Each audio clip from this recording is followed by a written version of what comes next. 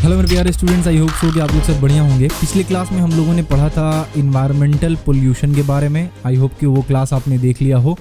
अच्छा, एक बात और, आप लोग सोच रहे हो कि भैया आपने इन्वायरमेंटल पोल्यूशन से स्टार्ट किया है, उसके पहले का जो चैप्टर है नाइट्रोजन साइकिल वो कहाँ है? तो हमने वो बहुत पहले ही कंप्लीट करवा दिया था। आप जस्ट सर्च करें नाइट्रोजन साइकिल बाय कॉन्सेप्टेरा, आपको यूट्यूब पे मिल जाएगा। ओके, स्टार्ट करते हैं आज का class. Night environment and human population पढ़ने क्या वाले हैं इस चैप्टर में। बेसिकली हम लोग ये पढ़ेंगे कि जो पॉपुलेशन इतना ज़्यादा इंक्रीज हो रहा है, इसके कारण क्या असर पड़ रहा है इन्वायरमेंट के ऊपर, इसके बारे में हम लोग पढ़ेंगे। ओके, एज वेल एज एक बहुत ही इंपॉर्टेंट चीज़ इस चैप्टर में, यानी कि हम लोग जो इस चैप्टर को पढ़ रहे हैं इसमें एक बहुत ही इंपॉर्टेंट चीज़ पढ़ने वाले हैं जिसे लॉन्ग क्वेश्चन पूछा जाता है। और वो चीज़ क्या है? वो चीज़ है लंग डिजीज़। ओके, इसको एकदम अच्छे से समझना, और ज़्यादा डिटेल में नहीं है, एकदम सिंपल वे में है, लेकिन ये आपका लॉन्ग क्वेश्चन में पूछा जाता है। क्या है? Lung disease. तो जब मैं इसको पढ़ाऊंगा अच्छे से आप समझना, आपका लॉन्ग क्वेश्चन में ये आने का चांसेस बहुत ज़्यादा है। ओके, चलो सबसे पहला टॉपिक जो है हम लोगों का वो है problems caused by ever increasing population. यानी जो पॉपुलेशन लगातार इंक्रीज होता जा रहा है, इसके कारण क्या इशू, क्या प्रॉब्लम्स क्रिएट हो रहा है इन्वायरमेंट में, उसको थोड़ा सा हम लोग यहाँ पे समझते हैं। तो सबसे पहला पॉइंट यहाँ पे मैंने लिख रखा है over exploitation and depletion of natural resources. देखिए, बात सिंपल सा ये है कि अगर पॉपुलेशन बहुत ज़्यादा इंक्रीज होगा, लेकिन रिसोर्सेज जो है वो नेचुरल रिसोर्सेज जितना है वो तो अभी भी उतना ही रहेगा। यानी कल अगर मान लेते हैं कोल, एक सर्टेन x kg अगर कोल था इन्वायरमेंट में या फिर हमारे अर्थ पे, तो पॉपुलेशन जितना भी बढ़ जाए लेकिन कोल का जो अमाउंट है वो तो उतना ही रहेगा। इस तरीके से बाकी भी बहुत सारा चीज़ है, जो बहुत सारा नेचुरल रिसोर्सेस है जिसका अवेलेबिलिटी जो है वो लिमिटेड है, लेकिन पॉपुलेशन इंक्रीज होने के कारण क्या हो रहा है? उसका डिमांड बढ़ रहा है, और डिमांड बढ़ने के कारण क्या हो रहा है? हम लोग उन रिसोर्सेस को ओवर एक्सप्लॉइट कर दे रहे हैं, यानी बहुत ज़्यादा खर्च कर दे रहे हैं। ठीक है, जो कि हमारे इन्वायरमेंट के लिए सही नहीं है। दूसरा पॉइंट यहाँ पे लिखा है deforestation and loss of ecosystem. अब हो क्या रहा है? ये चीज़ डायरेक्टली रिलेटेड है आपका डिफॉरेस्टेशन किस चीज़ से? इंक्रीजिंग पॉपुलेशन से। कैसे भैया, ये कैसे रिलेटेड है इंक्रीजिंग पॉपुलेशन से? तो देखो, डिफॉरेस्टेशन क्यों करेंगे हम लोग तब करेंगे जब हमारे पास रहने के लिए जगह नहीं होगा। तो हमें क्या करना होगा? हमें फॉरेस्ट में जो ट्रीज है उसको क्या करना होगा? काट कर साफ सुथरा कर देना होगा, ताकि हम लोग वहाँ पे रह सके, घर बना सके। दूसरा चीज़ ये होगा कि जब पॉपुलेशन बढ़ेगा तो हमें एग्रीकल्चर करने के लिए, यानी ज़्यादा से ज़्यादा अनाज उगाने के लिए हमें लैंड चाहिए होगा। वो लैंड हम लोग कहाँ से लाएंगे? वो लैंड भी लाने के लिए हमें जंगल को क्या करना पड़ेगा? काटना पड़ेगा। तो अगर पॉपुलेशन इसी तरीके से इंक्रीज होता जाएगा तो क्या होगा? हमारा डिफॉरेस्टेशन होता चला जाएगा, जिससे कि इकोसिस्टम का लॉस होगा। ओके, तीसरा पॉइंट यहाँ पे क्या है जो कि आपका हो रहा है प्रॉब्लम पॉपुलेशन इंक्रीज करने से? वो है श्रिंकिंग ऑफ एग्रीकल्चरल लैंड। तीसरा चीज़ क्या है कि आपका जो लैंड है जिस पे हम लोग कल्टीवेट कर रहे हैं, अलग अलग अनाज वगैरह को उगा रहे हैं, वो भी धीरे धीरे क्या हो रहा है? कम होता जा रहा है। क्यों? इसको थोड़ा सा आप समझिए। अगर पॉपुलेशन बढ़ेगा तो उसको रहने के लिए जगह पहले चाहिए, बाद में वो देखेगा कि अनाज कहाँ उगाना है मुझे। ठीक है, इस बात को समझिए। अगर आप देखें तो बहुत सारे गांव में अगर आप जाकर देखेंगे, अगर आप गांव गए हैं, तो जिस जगह पे पहले अनाज उगाया जाता था, धान गेहूं ये सब उगाया जाता था, उस जगह पे क्या किया जा रहा है? उस जगह पे अब घर बना लिया जा रहा है रहने के लिए। ऐसा क्यों हो रहा है? ऐसा इसलिए हो रहा है क्योंकि पॉपुलेशन बढ़ रहा है, जगह कम है। तो जिस जगह पे कल्टीवेशन होता था, जो कि एग्रीकल्चरल लैंड था, उसी में अब लोग रहना शुरू कर दे रहे हैं। ओके, तो ये हो गया आपका 3 पॉइंट। अच्छा, एक चीज़ और, आगे बढ़ने से पहले ये चीज़ ध्यान दें कि आप अपना सपोर्ट जो है वो दिखा सकते हैं चैनल को सब्सक्राइब करके। सब्सक्राइब करेंगे तो हमें पता चलेगा कि हाँ, आप लोगों को कंटेंट समझ आ रहा है, पसंद आ रहा है। और अगर आप लोग हेल्प करना चाहते हैं तो एक काम कर सकते हैं कि वीडियोस को शेयर करें अपने दोस्तों तक, जिससे कि वो उनको भी अवेयरनेस हो चैनल के बारे में, और वो लोग भी आकर इस चैनल से अपने WBSC से रिलेटेड जितना भी पढ़ाई है बोर्ड से रिलेटेड वो आराम से कर पाएं। ओके, आगे बढ़ते हैं। चौथा पॉइंट क्या है हमारा? Shortage of fresh water. यानी क्या होगा? पॉपुलेशन बढ़ रहा है तो जो फ्रेश वाटर है उसका कमी होता चला जाएगा दिन ब दिन। ये तो एकदम जितना भी यहाँ पे पॉइंट मैं लिखा हूँ सब कॉमन सेंस वाली बात है।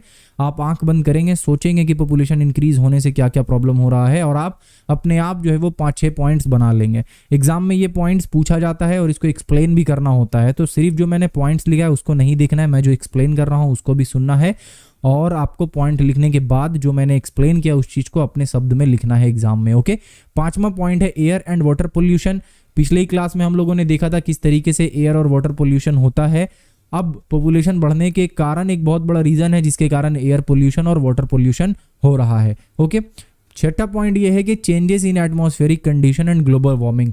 अब यहाँ पे क्या होता है कि अगर पॉपुलेशन बढ़ रहा है तो मान लेते हैं अगर हम लोग कार से एक जगह से दूसरे जगह पे ट्रैवल कर रहे हैं, ठीक है, तो पॉइंट ए से पॉइंट बी पे हम लोग किस चीज़ से जा रहे हैं, अगर कार से जा रहे हैं तो पॉपुलेशन बढ़ेगा तो ज़्यादा से ज़्यादा कार भी चलेगा रास्ते में।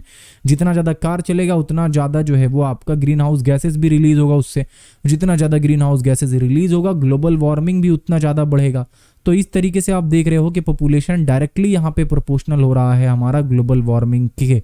ओके, इसके बाद जो आखिरी यहाँ पे मैंने पॉइंट लिखा है that is destruction of wetland and its consequences. यानी जो वेट लैंड है, पानी वाला जो जगह है, उसका क्या कर रहे हैं हम लोग, डिस्ट्रक्शन कर रहे हैं। वो चीज़ क्या हो रहा है, डिस्ट्रक्ट हो जा रहा है, ठीक है, जिसके कारण क्या हो रहा है, हम लोगों को उसका जो एडवर्स इफेक्ट है वो चीज़ देखने को मिल रहा है।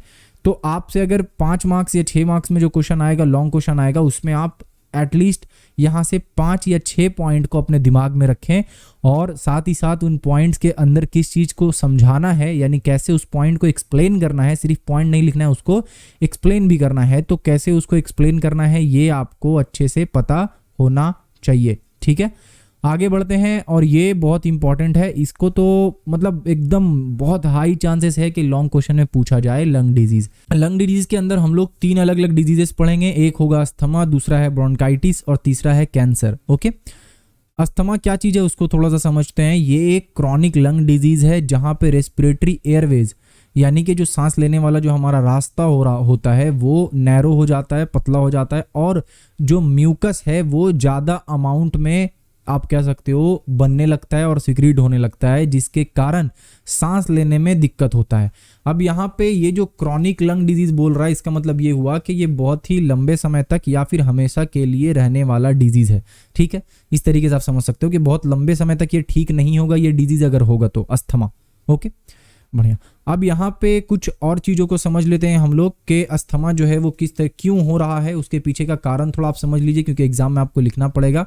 तो बुक में कुछ आपका एग्जाम्पल ये कारण दिया हुआ, इसका सबसे पहला कारण जो है वो है एनिमल डैंडर, यानी कि जो एनिमल है उसके स्किन से जो चीज़, उसके स्किन से जो छोटा छोटा पार्टिकल निकलता है, जैसे कि अगर आप देखो तो उसके स्किन में अगर रोमा जिसको हम लोग बोलते हैं, छोटा छोटा जो हेयर्स होता है एकदम छोटा छोटा, वो हेयर क्या होता है टूट टूट कर जब बाहर निकलेगा वो हवा में फैलेगा एकदम छोटे छोटे में, और वो हमारे सांस लेने के कारण हमारे अंदर धीरे धीरे करके अगर जाएगा तो उसके कारण भी अस्थमा होता है। ये एक रीज़न आपका दे रखा है। ओके, दूसरा रीज़न दे रखा है पॉलन ग्रेन के अंदर जाने से। ओके, और तीसरा चीज़ हम लोगों को यहाँ पे दे रखा है कि डस्ट और जो भी अलग अलग पार्टिकल्स है वो सारे चीज़ों को, और सिगरेट वगैरह स्मोक करने से भी अस्थमा होता है, ठीक है। तो ये कुछ कारण है जिसके कारण अस्थमा होता है। दूसरा यहाँ पे जो डिजीज है वो है ब्रोंकाइटिस। ये क्या है, ये है inflammation of the mucous membrane, यानी म्यूकस मेम्ब्रेन में जलन हो रहा है। और ये म्यूकस मेम्ब्रेन कहाँ पे है भाई, तो ये ब्रोंकाइटिस ऑफ रेस्पिरेटरी सिस्टम में है, यानी कि जो हमारा आप मान लो आपने यहाँ से सांस लिया, सांस लेने के बाद ये एक पाइप है, इस पाइप के थ्रू गया, यहाँ से एक चीज, यहाँ से एक एयरवे है जो कि आपके लंग से कनेक्ट होता है, ठीक है। तो ये वाला जो एयरवे है जो लंग से आपका कनेक्ट हो रहा है, इसमें जो म्यूकस मेम्ब्रेन है उसमें इन्फ्लेमेशन यानी जलन होगा, ठीक है, जिसके कारण आपको बहुत ही दर्द महसूस होगा और आप बहुत ही ज़्यादा खांसोगे, ठीक है ना। काफिंग का मतलब खांसना। तो ये हो गया आपका ब्रोंकाइटिस। रीज़न क्या है, रीज़न ये भी आपका कुछ उसी तरीके से है, सिगरेट वगैरह स्मोक करने से ये चीज़ होगा, या फिर किसी दूसरे तरीके का टोबैको अगर आप इस्तेमाल कर रहे हो तो उसके कारण ये चीज़ होगा। ओके, एयर पोल्यूशन के कारण ये चीज़ होगा। तो ये आपका कुछ रीजंस है जिसके कारण ये हो रहा है। अगर कोई आदमी जो है वो आपका कोल माइन में काम कर रहा है, या फिर इसी तरीके से कुछ ऐसे जगह पे जहाँ पे एयर जो है वो बहुत ही गंदा है, साफ नहीं है, तो वहाँ पे ये वाला खतरा यानी ये वाला डिजीज होने का चांसेस बहुत ज़्यादा बढ़ जाएगा। Last but not the least, cancer बहुत ही खतरनाक है, आपको पता है पहले से ही, हालांकि आपने पढ़ रखा है इसको सेल डिवीजन सेल साइकिल वाले चैप्टर में, बट फिर मैं थोड़ा सा एक बार बता देता हूँ कि कैंसर एक्चुअल में क्या है। अगर आपको याद हो तो सेल साइकिल में मैंने अनकंट्रोल्ड साइकिल के बारे में आपको बताया था कि जब सेल का जो सेल, एक सेल से दो सेल जो प्रोड्यूस हो रहा है, उसका साइकिल जब कंट्रोल जो हो रहा है जिस जगह पे, चेक पॉइंट अगर फेल हो जाता है तो फिर इसका जो कंट्रोल जो कर रहा है चेक पॉइंट, वो अगर फेल हो गया तो क्या होगा, कोई ये चीज़ को अश्योर नहीं कर पाएगा कि जो सेल यहाँ पे प्रोड्यूस हो रहा है वो राइट नंबर में हो रहा है या नहीं हो रहा है, यानी ज़्यादा हो रहा है या कम हो रहा है। ये चीज़ को देखने वाला चीज़ अगर फेल हो गया, मैं क्या बात कर रहा हूँ अगर बिल्कुल भी आपको आइडिया नहीं लग रहा है तो इसका मतलब आपने सेल साइकिल और सेल डिवीज़न वाला वीडियो या फिर चैप्टर अच्छे से नहीं पढ़ा है, तो उसको एक बार अच्छे से आप पढ़ लें, ओके, तब आपको ये चीज़ समझ आएगा। तो अगर वो अनकंट्रोल्ड साइकिल के कारण सेल का नंबर जो है वो बहुत ही ज़्यादा इंक्रीज होने लगता है, और वो जो इंक्रीज हो रहा है वो इस नेचर का है कि वो हमारे बॉडी में फैलने लगे। देखो, a disease in which some of the body's cells grow uncontrollably, यानी होता क्या है कि जो बॉडी में सेल है किसी भी पार्ट का, वो बिना कंट्रोल का वो क्या किए जा रहा है, ग्रो किए जा रहा है, यानी उसके ऊपर अब कंट्रोल नहीं रहा, कोई चेक नहीं कर पा रहा है कि वो ज़्यादा अमाउंट में ग्रो रहा है या कम अमाउंट में, बस सेल डिवाइड होते जा रहा है। और साथ ही साथ कैंसर का ये कैरेक्टर है कि वो एक जगह पे अगर हुआ है तो वहीं पे नहीं रुका रहेगा, बल्कि बॉडी के अलग अलग हिस्से में, अलग अलग पार्ट में वो फैलता चला जाएगा। तो ये हो गया आपका कैंसर किसको कहते हैं। अब ये होता क्यों है, हम सबको पता है कि जो मेजर कारण है वो आपका क्या है भाई, मेजर कारण इसका आपका टोबैको वगैरह का इस्तेमाल करना है, यानी कि सिगरेट वगैरह अगर आप स्मोक कर रहे हो तो कैंसर के बहुत ही प्रोन में आप हो, यानी कैंसर होने का बहुत ज़्यादा चांसेस है। एज वेल एज जो पेस्टिसाइड, हर्बिसाइड, ये सारा कुछ जो हम लोग कंज्यूम कर रहे हैं, अगर ज़्यादा अमाउंट में कंज्यूम हो रहा है तो उसके अंदर भी ये पोटेंशियल है कि वो आपको कैंसर का मरीज बना सकता है, ओके। ये कुछ रीजंस है जिसके कारण कैंसर होता है। एज वेल एज हम लोग जिस तरीके से अपने ज़िंदगी को जी रहे हैं, वो ज़िंदगी को जीने का जो तरीका है अगर वो गलत है, मान लो जो सामान हम लोग खा रहे हैं, जिस तरीके का हम लोग, जिस जगह पे हम लोग रह रहे हैं, ये सारा चीज़ भी बहुत ही मैटर करता है किस चीज़ में, कैंसर होने में। यानी कुछ ऐसे जगह पे हैं जहाँ बहुत ही खतरनाक तरीके का पोल्यूशन है तो कैंसर हो सकता है। अगर मान लो हम लोग अपना खाना पीना जो है वो उल्टा सीधा जो तो खाते जा रहे हैं तो भी कैंसर होने का चांसेस बढ़ सकता है। तो ये आपका बेसिकली छोटा सा चैप्टर था जिसका नाम था आपका environment and human population. I hope कि ये चैप्टर आपको समझ आया हो। देखिए, चैप्टर छोटा सा था लेकिन इससे क्वेश्चन पूछा जाता है, खास करके ये वाले पोर्शन से, तो आपको अच्छे से पढ़ लेना है, समझ लेना है, ओके। एक बार मैंने आपको बोला ही था, वापस आपको याद दिला दूं, सब्सक्राइब जरूर कर लेना, जिससे कि हम लोगों को पता चलेगा कि आपको कंटेंट अच्छा लग रहा है, समझ आ रहा है। और हेल्प करने के लिए आप अपने दोस्तों तक शेयर जरूर करें, उनको अवेयरनेस जरूर फैलाएं कि भाई इस चैनल से आकर आप पढ़ाई कर सकते हो, सारा कंटेंट अवेलेबल है यहाँ पे, ओके। इसी के साथ मिलते हैं नेक्स्ट क्लास में, तब तक के लिए अपना ढेर सारा ख्याल रखें। Thank you.